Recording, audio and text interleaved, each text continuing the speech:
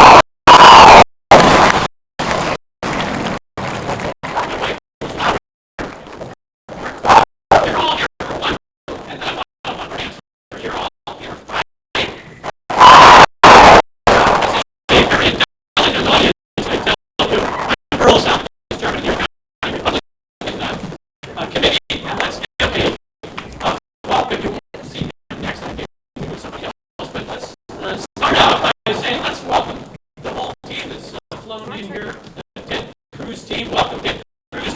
I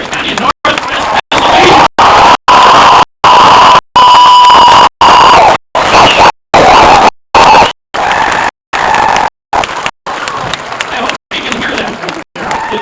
It's coming through very clear, so they'll be jumped up.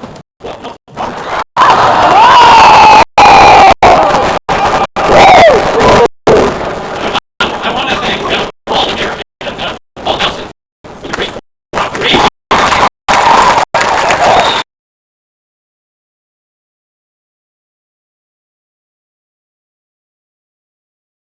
This is part 4, 71 years.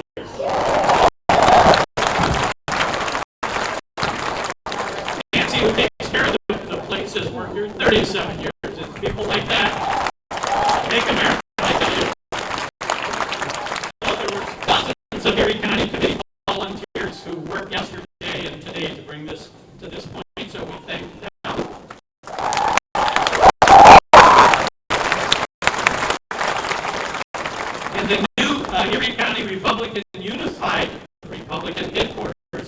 just opened this weekend, 3 miles south of the Great Mall on Edinburgh Road. So stop by. Now, just a side note, until the primary on Tuesday the 26th, 13 days away, there's no official literature on the presidential candidate. So get it today for sure. Everything you can, get it out of your windows, closet, wear it, whatever. Now, Loman Henry is the Pennsylvania in charge of the Pennsylvania Leadership Conference. It's a conservative coalition across the state and probably the best political conference if you want to learn something. It's just in the state. Ted Cruz spoke there a week ago. It's my privilege to introduce a valid conservative, a great Pennsylvanian who went to Canning University. Notice his tie is over here, you can see. And he interned at WICU. So let's give an Erie welcome for Loman Henry. Loman.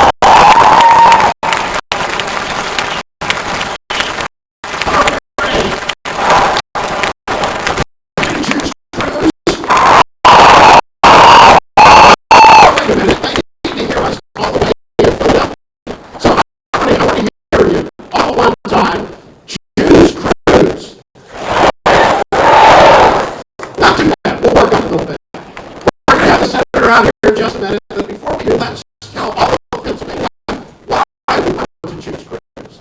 If you're looking for a presidential candidate, especially after the last 7 years of the Obama administration, where he shredded the Constitution, it's governed by his vote, by his pen. We need a constitutional conservative in the White House.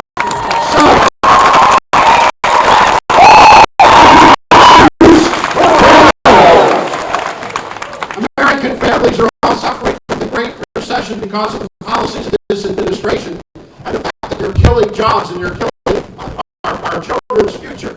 But we need a president who knows we have to do away with regulation and let the free economy reign. So what are we going to choose? On the world stage, we're the laughing stock of the world. We need a president who's going to go out and who's going to defeat ISIS. We've got to defeat ISIS. We have to stand up to dictators all around the world. We need a president who wants to be proud of. So what are we going to choose? And finally, we need a president who isn't going to back down to the Washington cartel.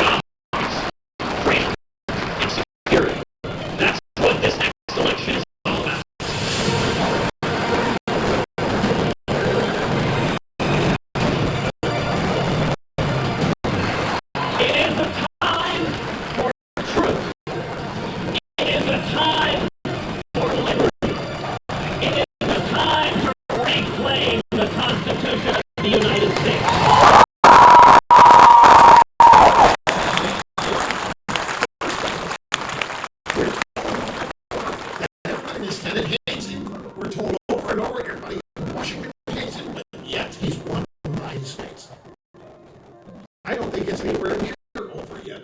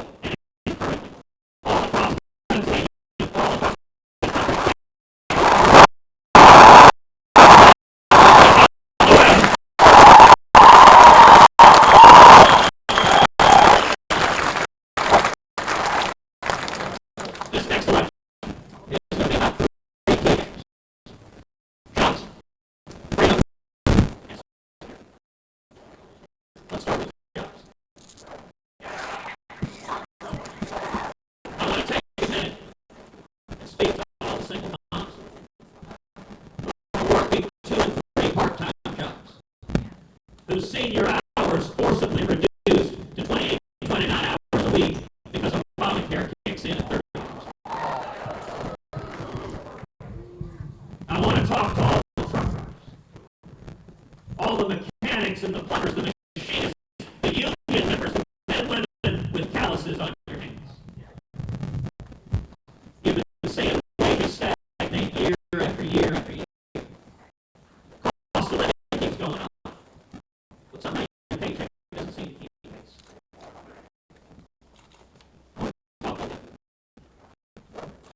Coming out of school, you got student loans on your pockets. And you're scared. What does the future hold for me? Can I find a job? And you know me, if I tell us this is the new normal. This is as good as it gets. That is a complete and utter lie. We're going to.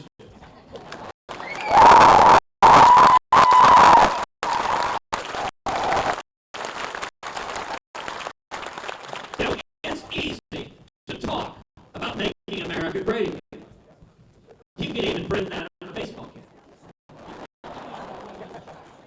But you're right, they are made in China. But the real question is, do you understand the principles and values that made America great in the first place? The heart of our economy is not Washington, D.C. The heart of our economy is small businesses all across the United States of America.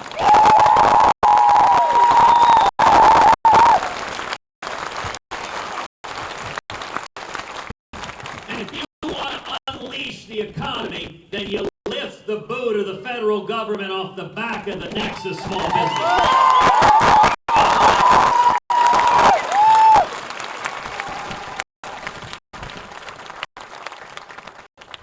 If I'm elected president, we will repeal every word of Obamacare.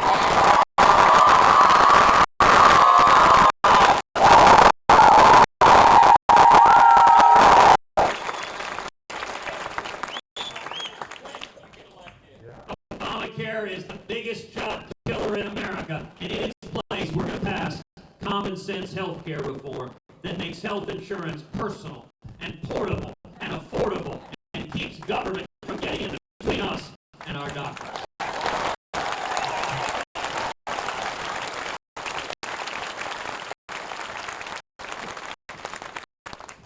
Tomorrow is tax day. We are going to pass a simple flat tax.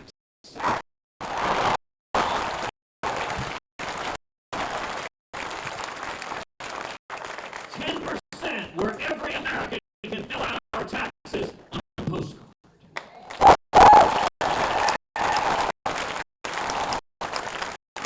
And when we do that, we should abolish the IRS.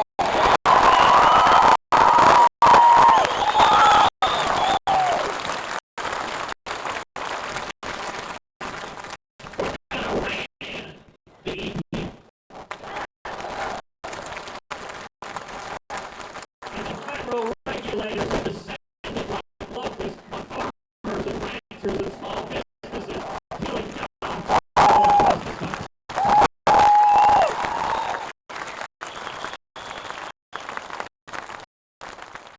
You know, a few years back, I was out West Texas. I asked folks there, I said, what's the difference between regulators and locusts? I said, well, the thing is, you can't use pesticides on the regulators. And this old West Texas farmer who leaned back said, well, Beth,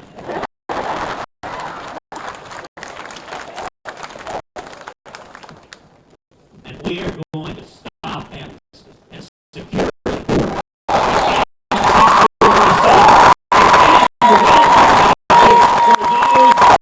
For those illegals.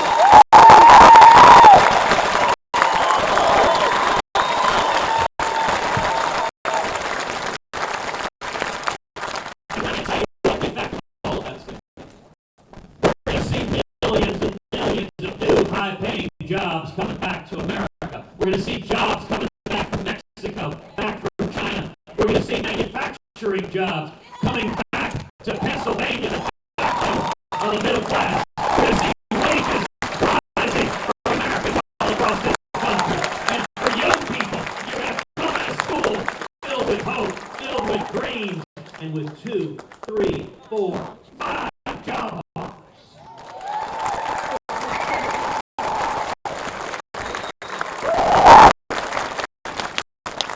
We'll see morning in America.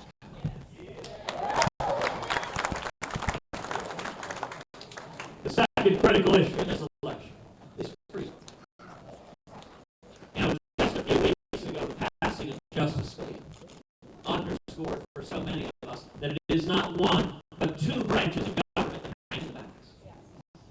We are one liberal justice away from a radical 5-justice left-wing majority, the likes of which this country has never seen. We are one liberal justice away from the Supreme Court stripping religious liberty from millions of Americans across the country. We are one liberal justice away from the court effectively erasing the Second Amendment from the Bill of Rights. We are one liberal justice away from the court making us subject to the authority of the World Court and the United Nations and international law and giving away U.S. sovereignty. Now, you know, a couple of debates ago, all of us were asked a question about the Supreme Court of religious liberty. And Donald Trump turned to me and he said, Ted, I've known a lot more politicians than you. Well,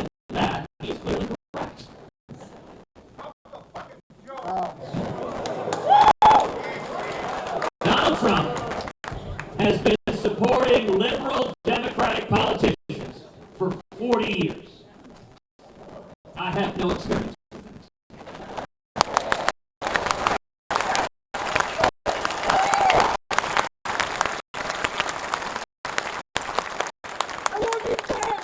But Donald continued. He said, Ted, when it comes to the Supreme Court, when it comes to religious liberty, you got to learn to compromise. He said, you got to learn to cut deals with the Democrats and go along together. Let me be very, very clear to the men and women of Pennsylvania. I will not compromise away your religious liberty.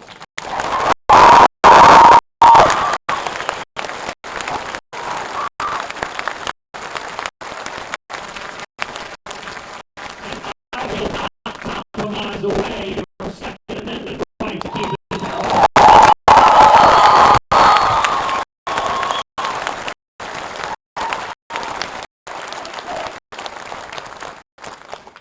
The third critical issue in this election is security. For 7 years, we've seen a president who abandons and alienates our friends and allies, and who shows weakness. Again, 2 debates ago, Donald Trump explained to all of us that if he were president, he said he would be neutral between Israel and the Palestinians. Well, let me be very clear. As president, I will not be neutral.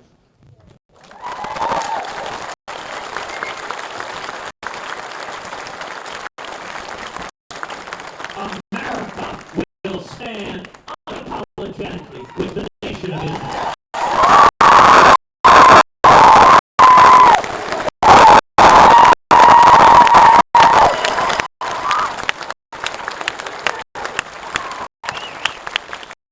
And you know, if you can't tell the difference between our friends and our enemies, if you can't tell the difference between Israel and Islamic terrorists who want murders, that raises real questions about your fitness and judgment to be commander-in-chief.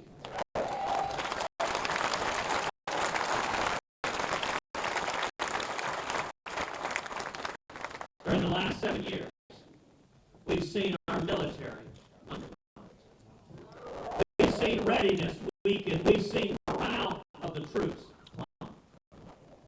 And you know, as a nation, we've seen this before.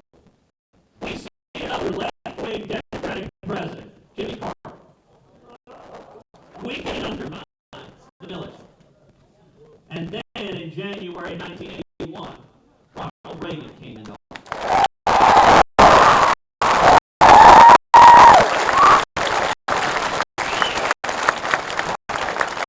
And what did Reagan do? Reagan cut taxes. He pulled back regulations. We saw small businesses exploding. Millions of new high-paying jobs. It generated trillions in new revenue for the government. We used that revenue to rebuild our military. And we bankrupted the Soviet Union and won the Cold War.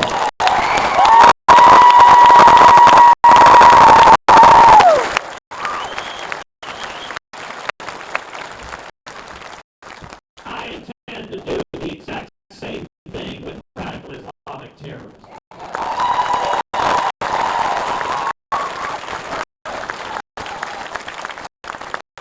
We're going to repeal Obamacare, pass a flat tax, rein in the EPA, stop amnesty, and we're going to see millions and millions of new high-paying jobs, wages going up for everyone, manufacturing jobs coming back to America. That'll generate trillions of new revenue for the government, and we will use that revenue to rebuild our military so it remains the mightiest fighting force.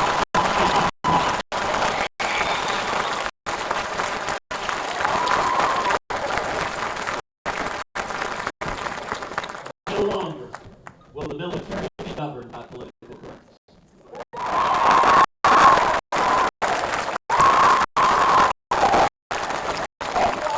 We will have a commander-in-chief who stands up and says to the world, we will defeat radical Islamic terrorists.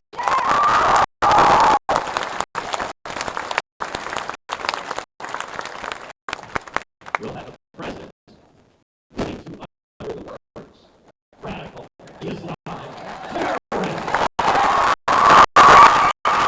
You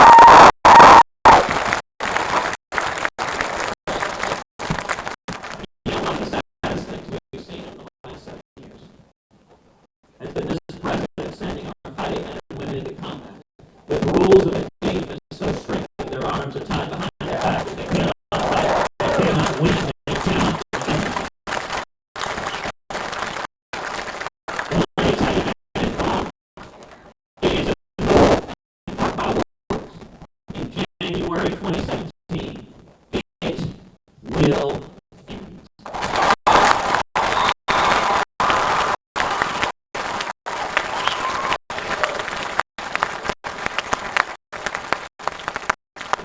Has always been reluctant to use military force to use slang. We believe in peace restraint. But if and when military force is necessary, we should use overwhelming force, kill the enemy, and then get the check.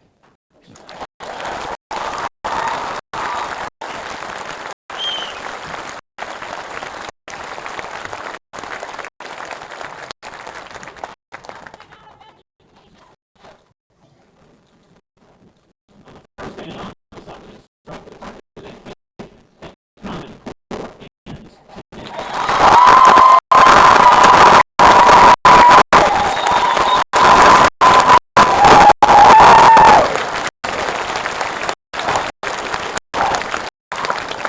I trust the men and women of Pennsylvania much better to know what is good for your kids, parents and teachers, rather than bureaucrats down at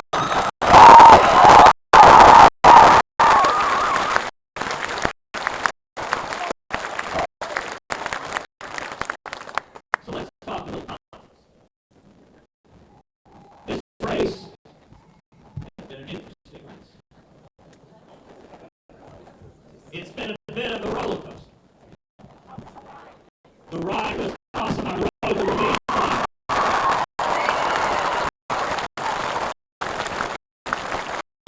Let me tell you, coming up at the top, looking out over the lake, wow, that is breathtaking. And I feel really glad by traveling. I thought he was going to scream like a girl, and he didn't. So it was good because we had an iPhone filming it, and if he had squealed, we would have put a screensaver on the whole campaign. But you know, we started at Erie with 17 an amazingly diverse, young, talented, dynamic people. What a contrast with the Democrats. You know, the Democratic field consists of a wild-eyed socialist with ideas that are dangerous for America and the world, and Bernie Sanders.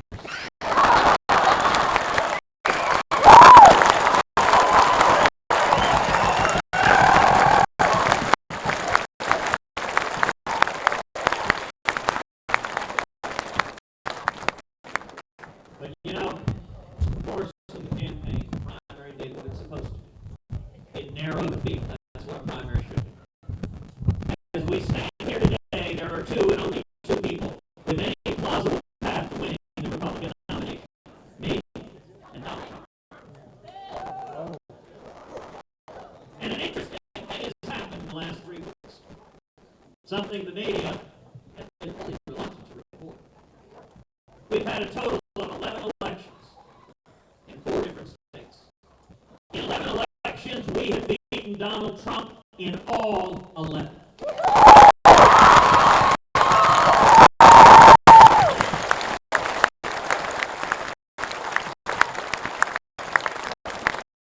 It started with the state of Utah, where we won a landslide election with 69% of the vote and every one of their delegates.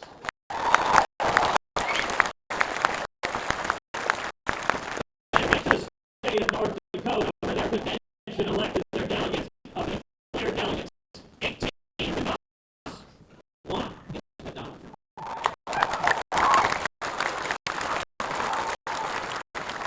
Now, 18 to 1, I'll take that ratio any day. And then we went on to Wisconsin. Now, you'll remember Wisconsin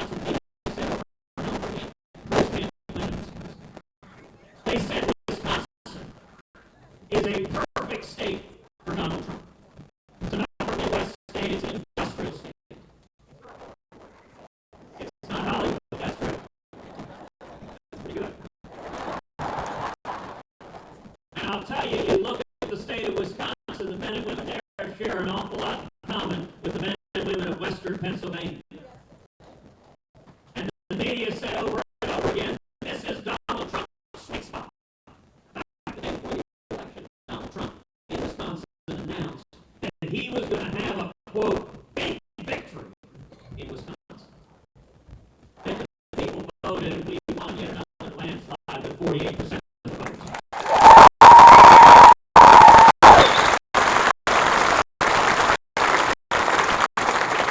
We beat Donald Trump by 13 points in the state of Wisconsin. And then Colorado. The past week in Colorado, there were a total of 8 elections. 7 in each of the 7 congressional districts.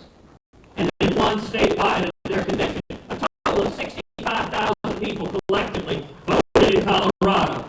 They elected 34 delegates. Of those 34, we won 34.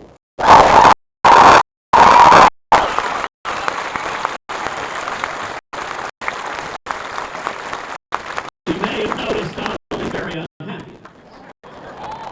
He has been yelling and screaming and stomping his foot. An awful lot. And the simple reality is, anytime vote against Donald, he screams the voters are stealing the election. Well, that's actually how elections work. The voters choose who our next president will be.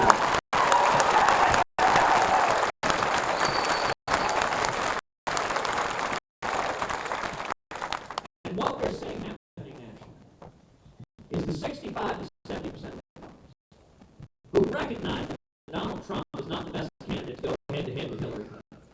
That if we nominate Donald, Hillary wins, and she wins by double digits.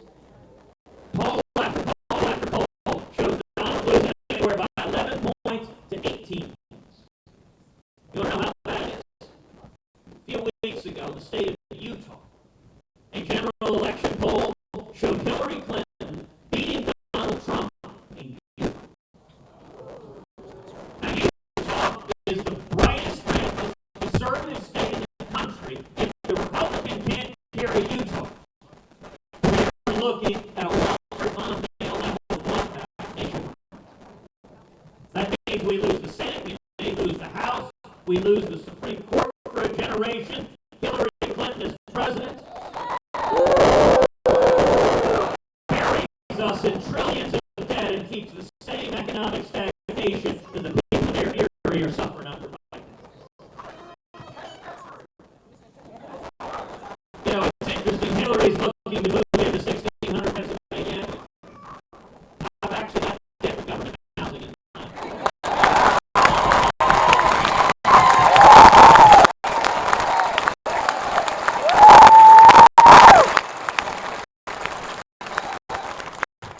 What we're seeing is those 65 to 70% of Republicans are united behind this campaign, are coming together.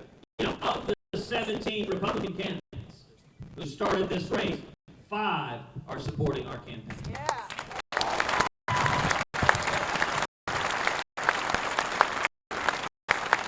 Rick Perry and Lindsey Graham and Jeb Bush and Scott Walker and Carly Fiorina.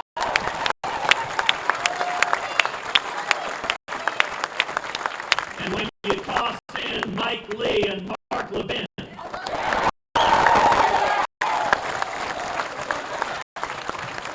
you're looking at Glenn Beck.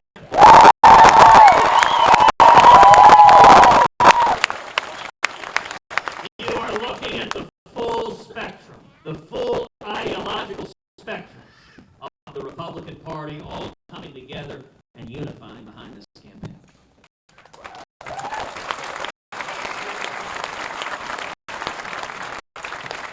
Now, on Saturday, the state of Wyoming will vote. And I believe on Saturday it is likely that we will have had a 12th victory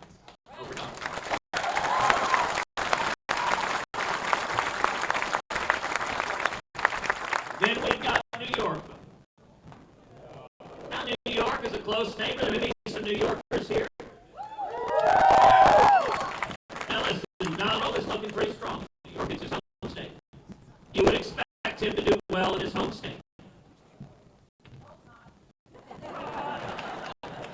And if Donald doesn't get north of 50% in his home state, I think that's widely going to be seen as a crushing loss. But I'll tell you this, we are competing hard in New York. We are working to earn the votes to pick up delegates, to campaign in New York, and to continue the momentum we've got nationwide.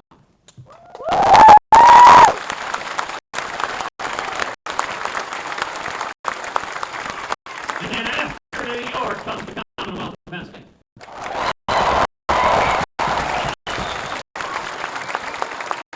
And we are neck and neck in Pennsylvania.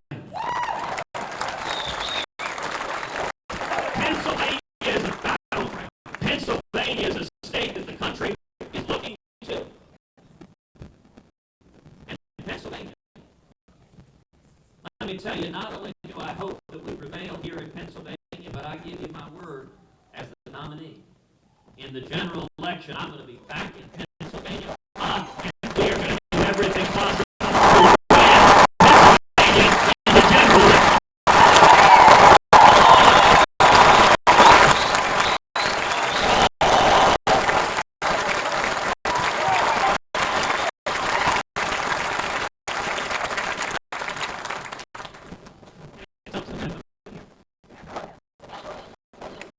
It is the men and women here who are on the front lines.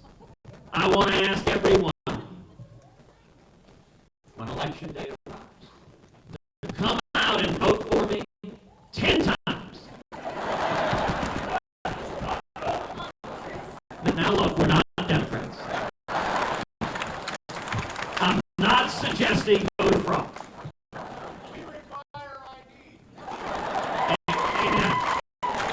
But if every one of you gets 9 other people to show up and vote, you will have voted 10 times.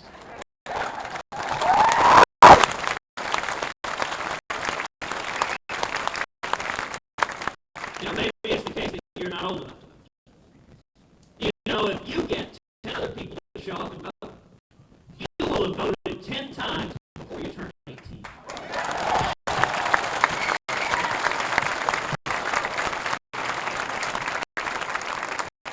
Happy birthday. That's how we win. This is a campaign. The strength of the campaign, it is grassroots. It is the men and women in this room. It is the men and women across the state. It is the men and women across this country who are unifying. If we continue to unite, to stand with one voice, we will win this nomination. We will win the general election. We will beat Hillary Clinton, and we will turn this country.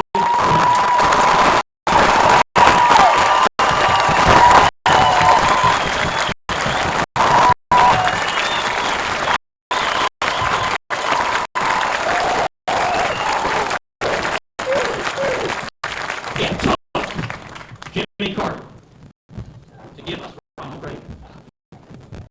And I am convinced the most long-lasting legacy of Barack Obama is going to be a new generation of leaders in the Republican Party who stand and fight for liberty, who stand and fight for the Constitution, and who stand and fight for the Judeo-Christian values.